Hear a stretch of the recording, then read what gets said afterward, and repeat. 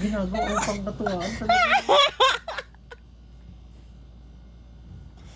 Tignan ko kung paano. Wala ka talaga. Ah! Ginagawa mo pangkatuwaan yung kahinaan ko. Wow!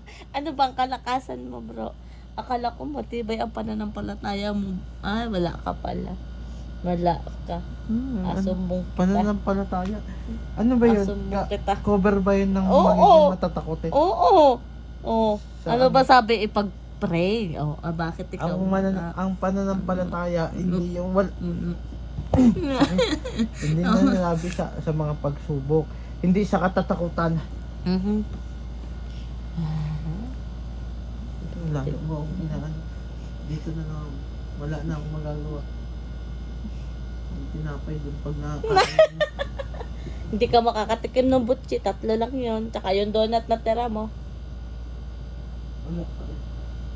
Wala kang ako. Wala ka ding awa! Sige. Ganito na lang. Tag-isa tayo dyan ka. Doon ako. Oh, sige. Oh. Wala ka talagang awa! Ano ka? Dito nga. Diyan ka nga. Para masarap ang Binibidyo gusto mo mo. pa talaga yung ano, no? Yung kahinaan ko, no? Wala kayo na.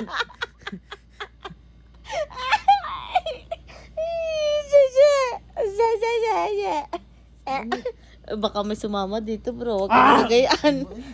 Bahala na. Sige na. Diyan ka na. Diyan ka na. Diyan ka na. Sige na, dito kasi. Aray! Bro, masira yung damit ko. Ay na. Sinira mo na yung bigbigan ko. Sinira mo na yung pagkalalaki ko. Mahalan, Diyos. Paano ko nasira pagkalalaki mo? Katapangan ko. Ah! Ingay mo, pagka ano talaga, nakakita. Pagka na ano tayo dito. Biyay ka naman dyan. Ayusin ko nga yung tinapay para may makain ka bukas. Ano na, dalawa na tayo. Ayaw. Isa-isa na. Naku, ano bang mabaon na ako dito sa ano. Biyay ka na mabaon na.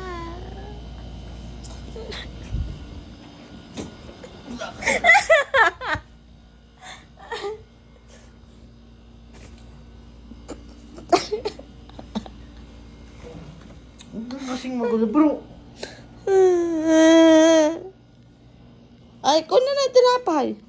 Ako na ko tsinelas ko.